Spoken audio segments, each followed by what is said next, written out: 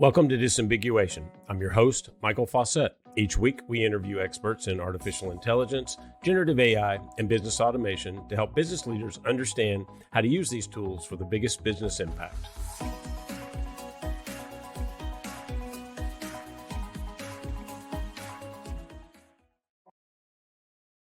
Our show today, we're going to take a look at some of the recent announcements from Zoho, including a new language model and a few other things.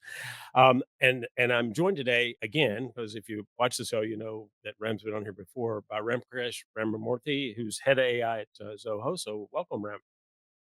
Hi, Michael. Thank you for having me again. I appreciate you joining, and I know time zones are always a challenge. So. So for the folks who didn't see the first one that you did for me, why don't you do a quick intro and then tell us a little bit about what you do at Zoho? Absolutely, Michael. So I'm Ram. I'm the director of AI research at Zoho. I joined the company as an intern. This has been my first job. I've been with Zoho for 13 years. I really love Zoho's long-term thinking, right from building their own data centers to building their own large language models. So it's still honeymoon phase for me at Zoho. So basically, I work with product teams in Zoho. I work with customers to get AI work for them. Great. Yeah, that it's not unusual for somebody from Zoho to say they've been there for double digit numbers of years. So 10 Yeah. years, 13 years, that's pretty. All right, so let's jump right in.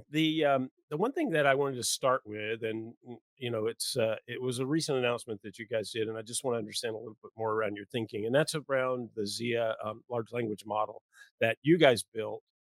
And so maybe you could tell us a little bit about what you were thinking about, why you wanted to go that way, why is that different? And a lot of your competitors have just done integrations to OpenAI or Anthropic or Google or any number of language models out there. So give us a little bit about what you were thinking. Why did you go this way, or why not even just use an open source model? Sure, Michael. So, like I said, we play the long game. We believe in building that deep technical understanding. In fact, when I joined the company as an intern, uh, I was actually surprised to learn that the company is investing in their own data centers and not running on hyperscalers.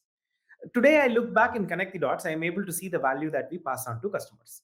So, a typical SaaS company shares a huge chunk of their profits with compute providers. Now, in 2025, they share a huge chunk of profit with model service providers. So, we started building our own LLM in 2023.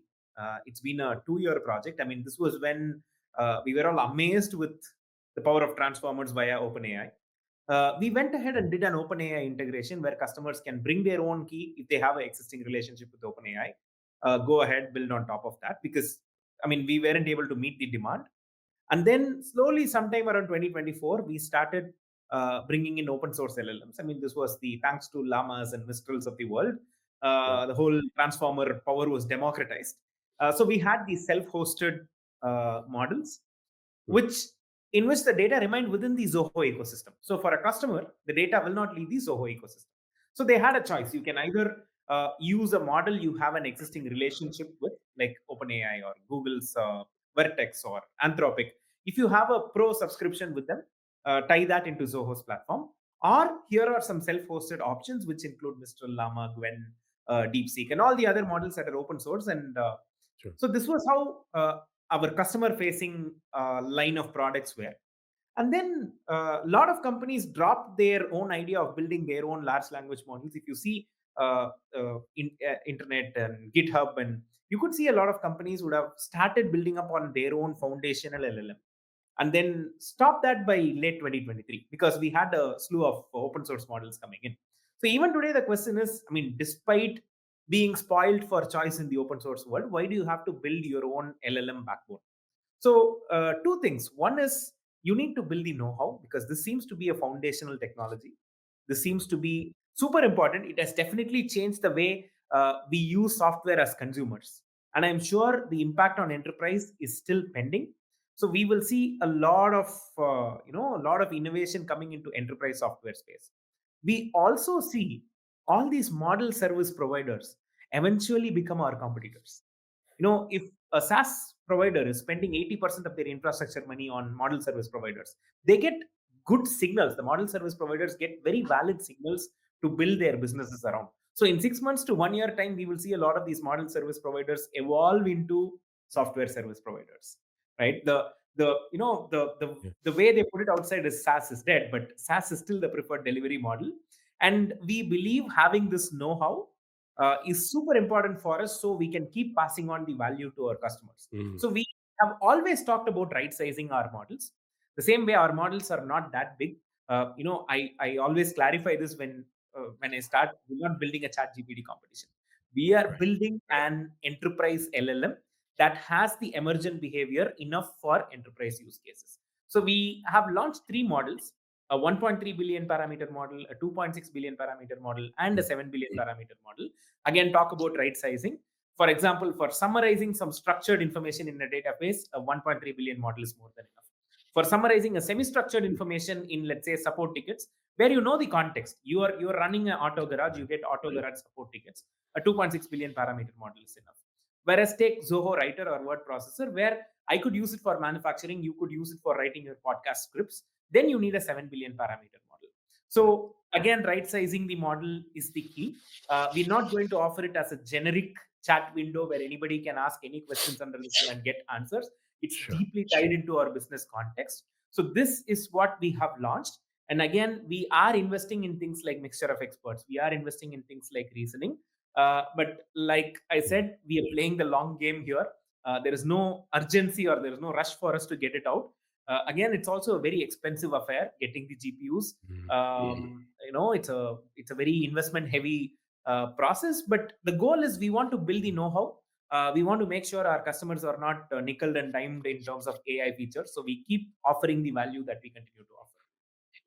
Yeah, I mean, I think the pricing models and usage pricing, consumption models, tokens, all these things for some of your competitors, it has gotten really complex. And I know you guys have a much simpler packaging, pricing kind of approach to the world. So it didn't really surprise me that you built your own language models. I do think it's interesting that you didn't really go for the large foundation model, which in your in your use cases, I guess that seems to make a lot more sense. So you talked a little bit about sizing, but just give us a little more about how you'd match the right model to the business case and why that's a good thing for your customers. Right. So all of our AI models have been built on top of the search platform, Michael. So the idea is whatever is searchable to you, the LLM Mm, from your account will be able to access that. The agents from your account will be able to access that. Now, let's say we both work for the same company, then I'm not able to access your emails. I mean, I should not be able to access your emails. Let's say we both work for competitors. I don't want to know the best time to contact your customer, right? So our mm, boundaries, individual boundaries, have already been captured in Zoho's 55 plus apps as mm, a part of the as a part of the design. So now building on top of search gives us that privacy governance right from the beginning and not as an mm, afterthought.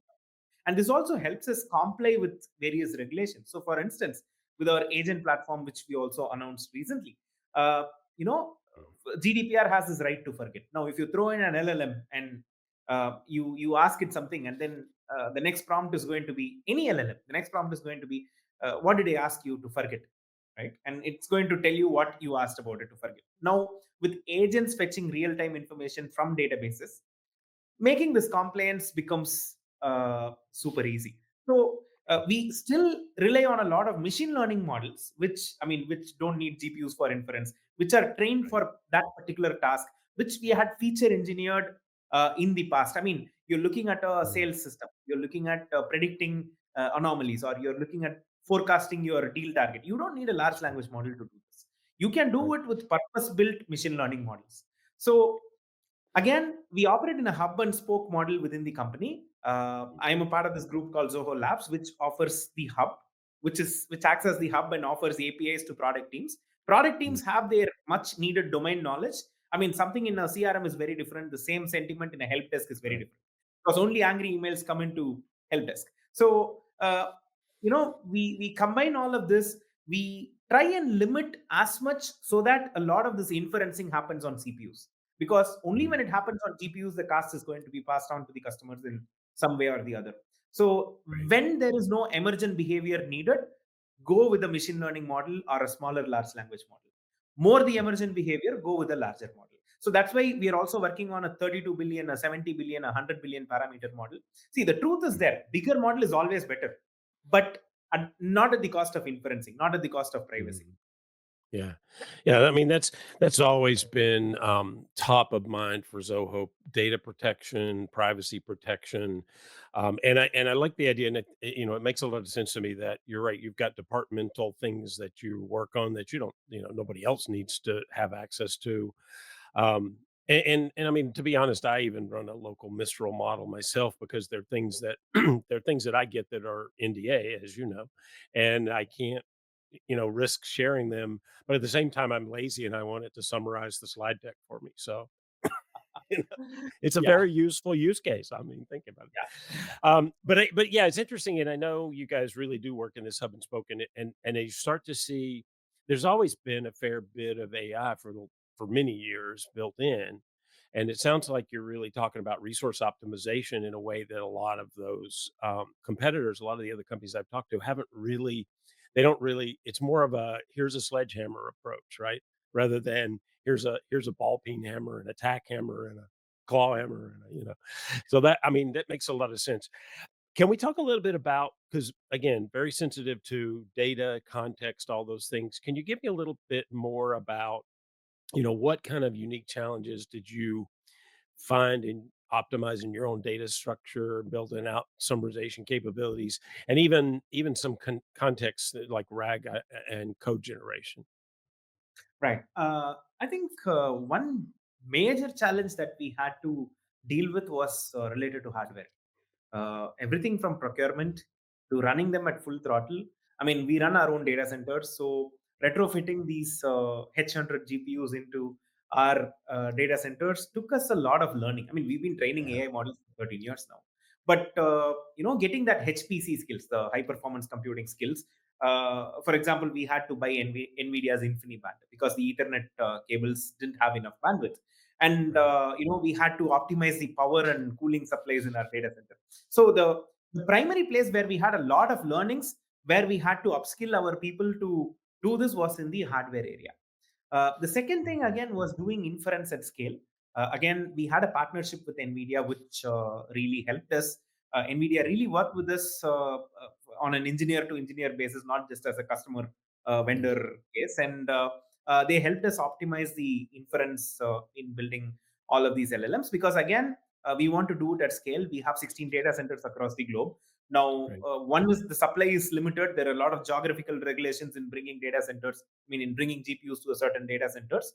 And then the know-how, the learning, the local fine-tuning, all of that. The third thing was data. I mean, today you have a lot of common crawl data that is available, but the challenge in cleaning it, in dealing with such data, and then running a training for 45 to 50 days on the bunch of GPU Mhm. servers, uh, was where we had the most learning, I would say. Hmm. Yeah, I mean, it is a journey, right? I mean, and you say you're taking a longer view, and you can build out. You've got a small and some medium models now, and you're working on larger models as well. Getting it, and you're starting to see capabilities emerge in the software. I know you guys have worked with the product teams to start to expose this in different activities. I mean, customer service, for example. Um, so I'm curious about, before we get into kind of the business end of it. How what did you guys go through for the training? And you certainly, I can see you went through a lot of hardware, lot knowledge and upgrading and upsizing and all those things, right? But what about training the models themselves? I mean, are there unique challenges that you saw there as you try to optimize that, or is that has that become pretty much routine now? Uh, Actually, there are different schools of thought. So, for instance, Llama has a school of thought, DeepSeek has a school of thought. I mean, we kind of took the best of breed approach, borrowed a few from here, borrowed a few from there, and we put things together. Again, we would want the model that has first principle data that is available, so that it can Right. always verify.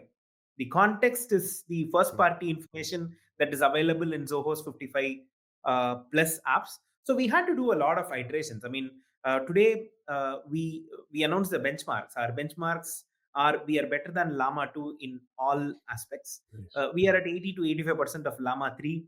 Mm. Uh, Llama 3 Mm. 8 billion parameter model. So this is in Right. comparison with our 7 billion parameter model. So Zia LLM 7 billion is 80 to 85% of Llama 3 8 billion. And again, these benchmarks are benchmarks for a reason. They are not enterprise specific. They are still very Right. generic. But in our internal dog fooding experiments, I mean, Zoho Corp, our company has been using these LLMs for close to three Mm. months now. Okay. We are able to see much better outcome with smaller parameters. When I mean smaller parameters, I also have limited number of GPUs for inference because these inference costs add up really quick. Model training is a one-time Mm. cost. The H100s and the H200s take care of that for us. Yeah. But doing inference at scale, now let's say 10 support engineers receive the same support ticket, and all of them hit the summarize button.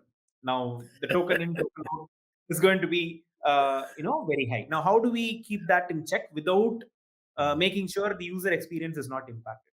To Mm. make sure that the user experience is not impacted.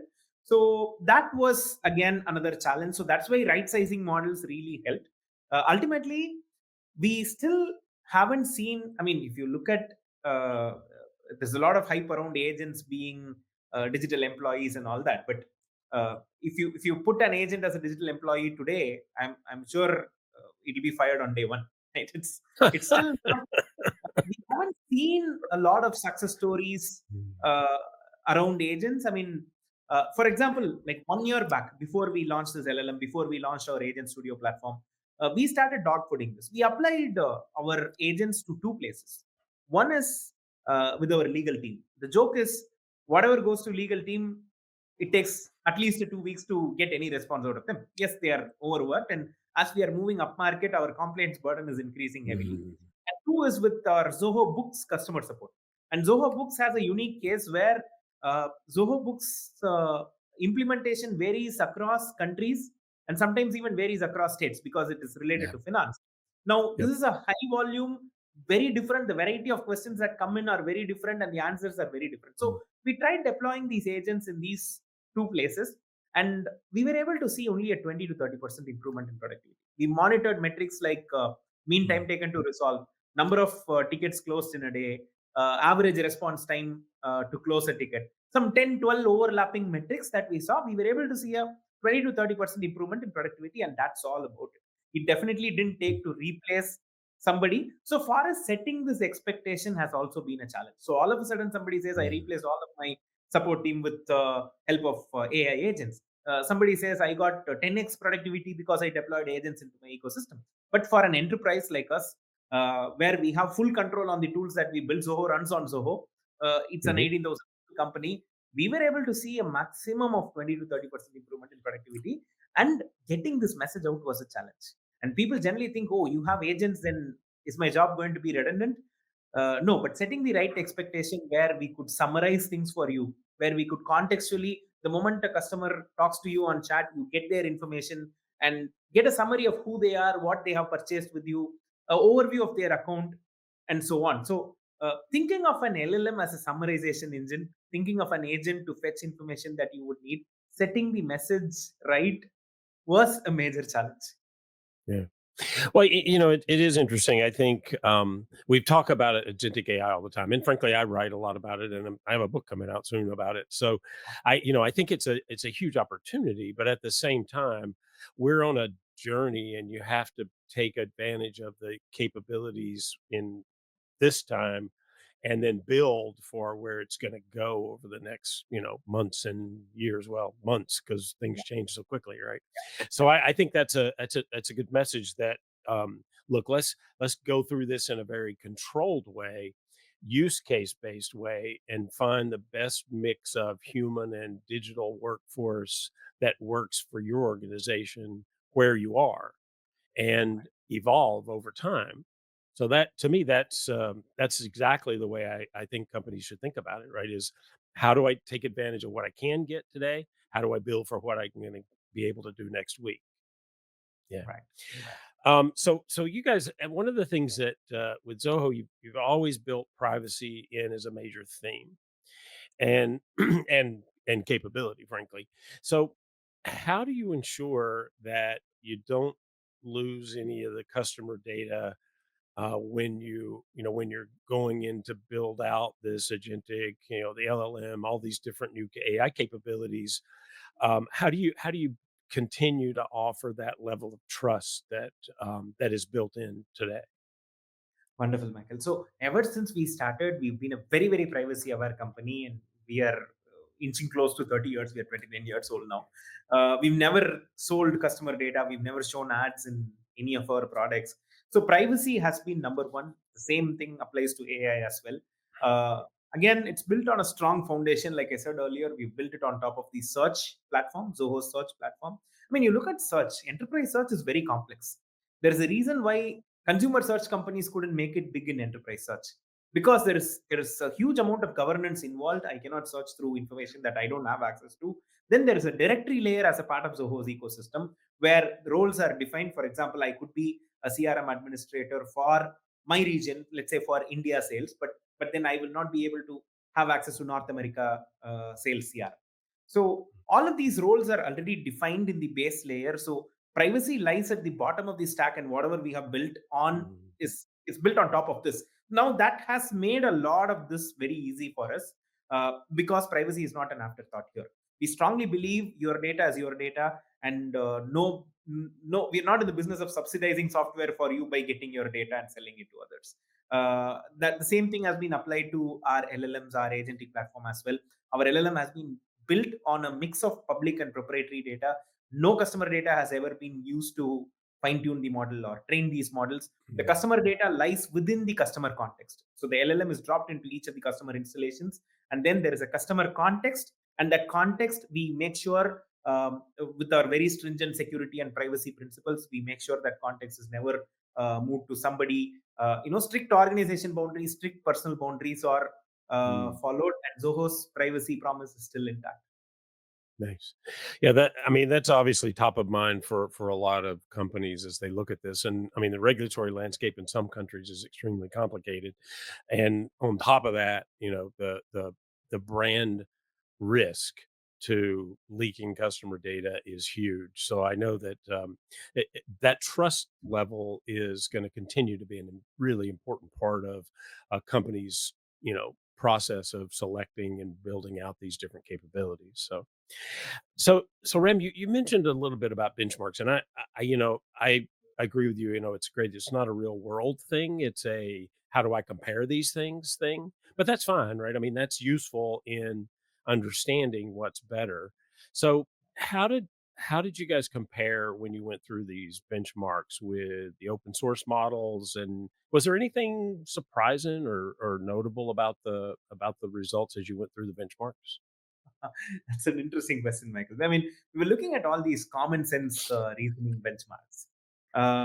And I mean, generally, the idea is common sense is something that is not written in books anywhere. So if it is somewhere on the internet, if it's somewhere in a book, an LLM is the master of it. There is no competing with that. And these questions are very simple. It's like, you take an average common sense reasoning benchmark. Uh, this is how a question would be. So I am at the lake, watching the sunset. I turn right and start walking. Which direction am I facing? A third grade kid, fourth grade kid would easily answer, because when they're Yeah. looking at the sunset, they're looking west, and then they turn right. Then which direction am I facing? So this is a multiple choice question. The LLMs have to answer. And if you see the way, a benchmark is released, it's made publicly available on day one. When the LLMs actually answer the benchmarks, they score a measly 2 out of 10. It's like really poor. And then we say, oh, LLMs don't have common sense. And then the next iteration of LLM comes in. This has already crawled the web because the benchmark is public. And then it scores a 9 out of 10. Right? Yeah. So, optimizing for these benchmarks was really challenging, because things were Mm. changing at a breakneck pace. I mean, when we started, Llama 2 was the benchmark when we started training. So, and today Llama 4 is out. Our benchmarks are still comparable to Llama 3, because there is a huge compute muscle there, which we don't have. And again, for us, The context is very simple. It's business process. So which means higher accuracy, limited hallucinations, but the border is very simple. I'm not going to plan a vacation on my CRM. I'm not going to ask a healthy eating chart to my help desk's assistant. So it's bound by context. That is why even with smaller models like a 7 billion parameter model, we were able to offer much better quality. So our primary Mhm. benchmark was we dog fooded it a lot. At least for last 3 months, the whole company has been dog fooding it. Our intranet forum summary comes via the Zia LLM, which was hosted and available. And again, we have to make sure that the LLM does not say politically incorrect things. That was building these guardrails was a challenge. And unfortunately, there is no standard benchmark or a standard test practice to these guardrails.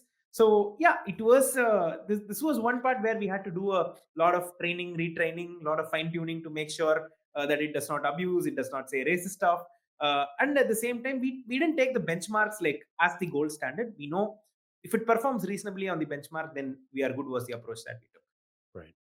Yeah, that makes sense. I mean, it's a comparison tool, but I think, some people look at benchmark and they go, wait, I didn't get that.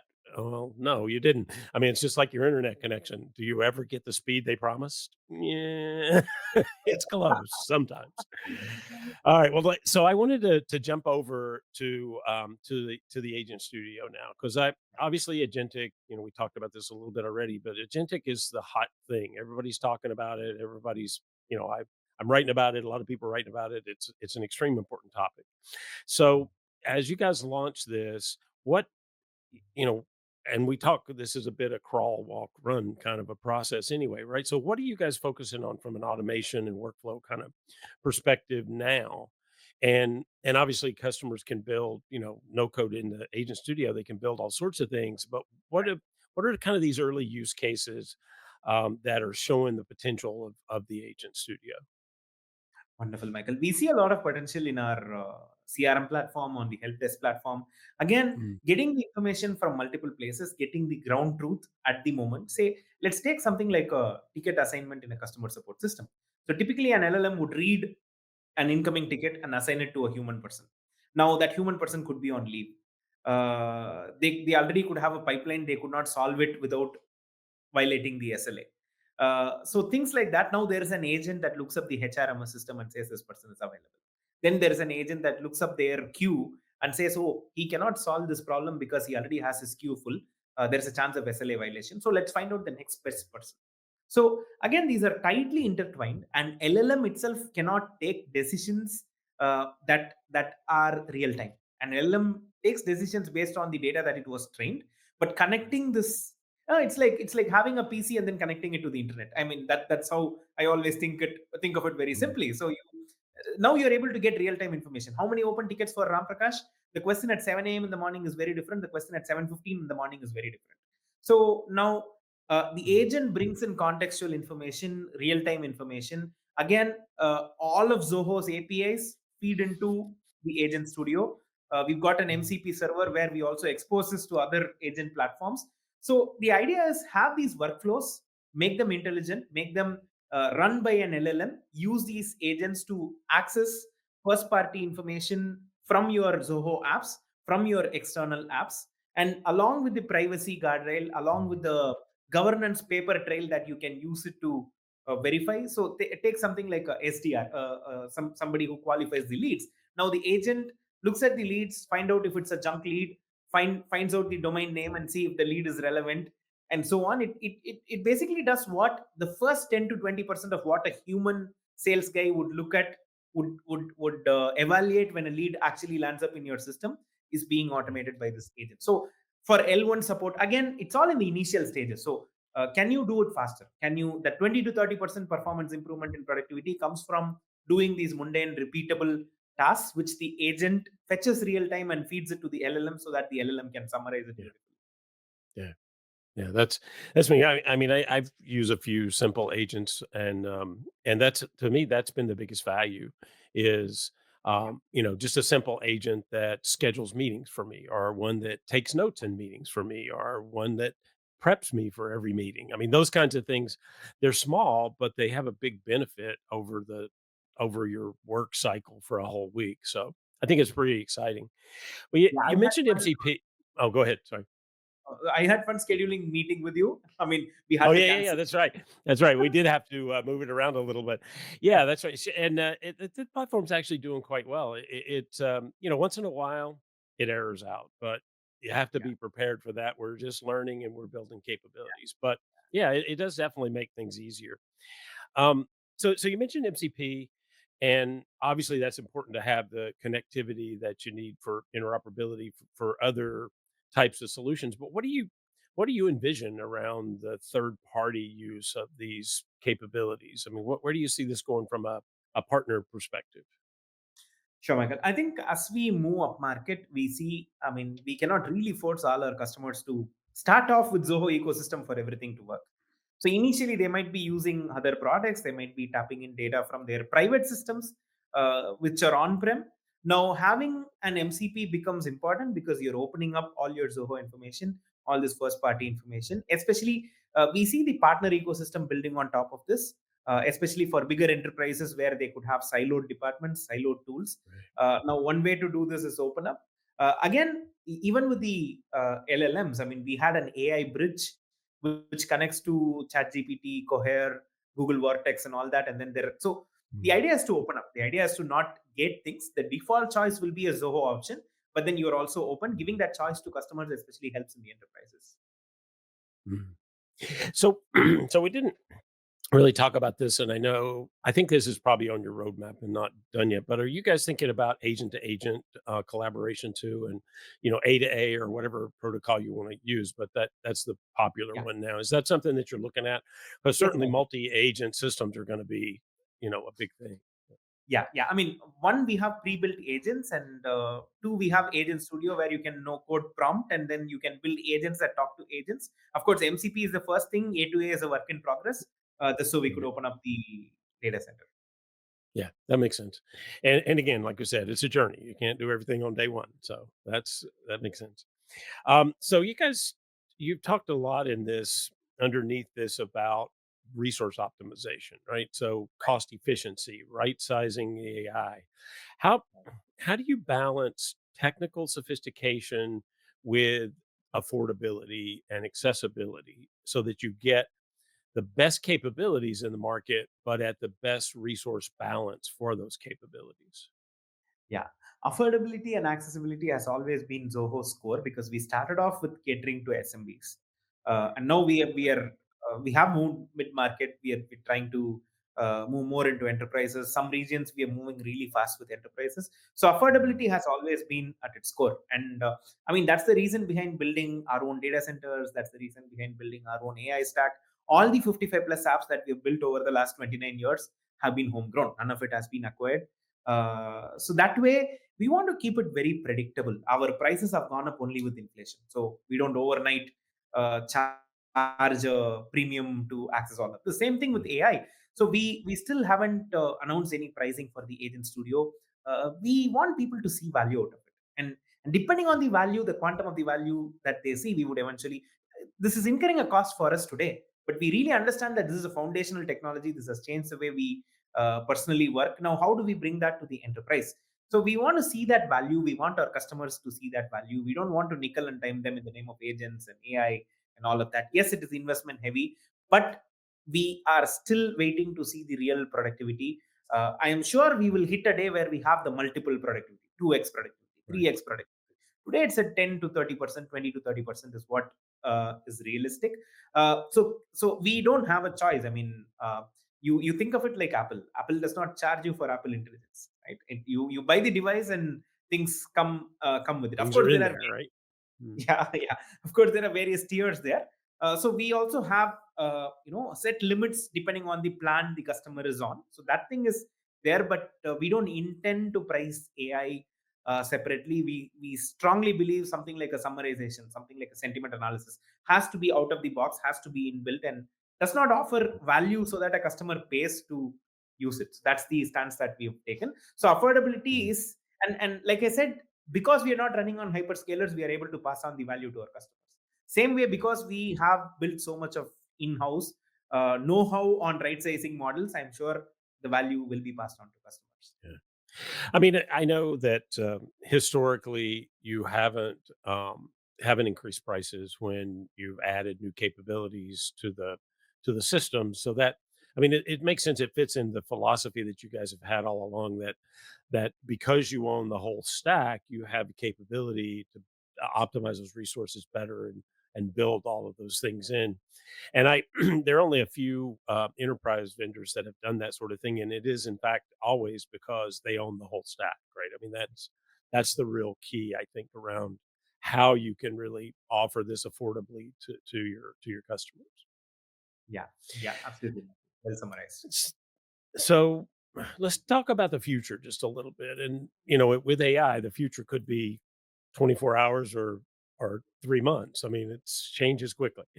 But look, thinking out over the next year or so, like, what do you have on the roadmap for your language model family and then also for your agentic AI strategy? I mean, what kinds of features, model types, industries are you going, some specialized that you're looking at as something that you're going to tackle over the next year or so?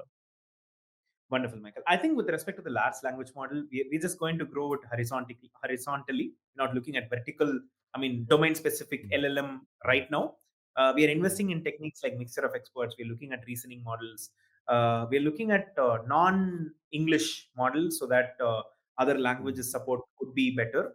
yeah. We're looking at increasing the size of the model. A 32, 70, and 100 billion parameter model are in the works. Like I said, bigger is still better, but being frugal is making us right size these models. This is with respect to the large language models. With respect to agents, this is where we are getting vertical. So, for instance, with our initial launch, we had a bunch of finance related agents. So, in India, we have this credit score inquiry, ID verification inquiry, and Mhm. we are expanding it across. So, it's a part of the process. The moment the ID verification fails, the workflow becomes very different. The moment it goes through, the next step of the workflow happens. So we will start verticalizing agents. Again, that's why the ecosystem. I know we can only build so many agents. So there is an agent studio and an agent marketplace where Mhm. customers will build on top. So this is the layer in which our partner ecosystem, our customers can fine tune things that they want. That would be at the agent layer. At the infrastructure layer lies the LLM, lies the speech recognition model that we recently announced. Again, we don't see the speech recognition model as a standalone competitor to so many speech recognition models out there, but we see that deeply integrated into our stack, and we could build a sales coach on top of it. Customer calls and 100 customer calls a day. Now all of that is summarized, the sentiment is evaluated.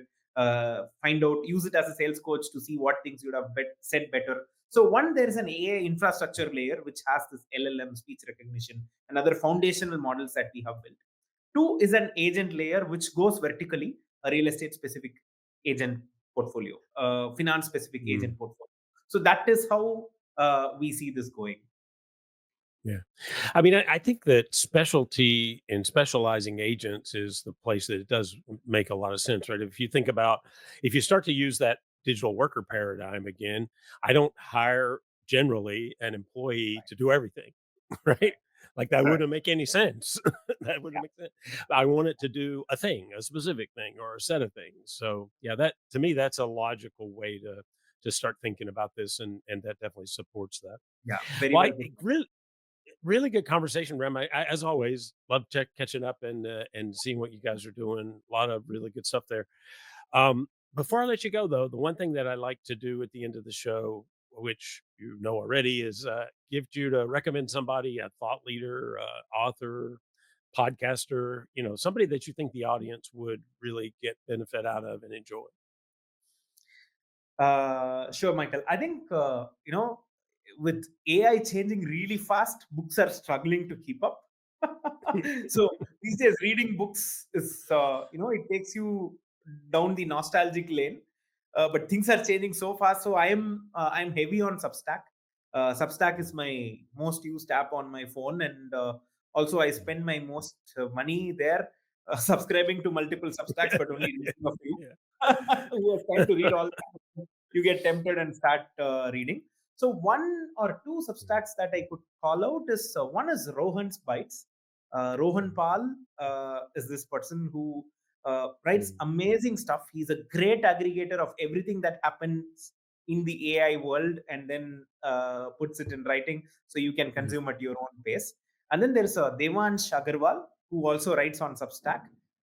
Again, really fast. I mean, it's that these two are trusted sources to understand what's happening in the AI world today, Mhm. tomorrow, this week, and so on. So it's really good, and these are also very engineering first things. So they do a technical deep dive as well. It's not just scratch the surface and aggregate all the announcements and move on.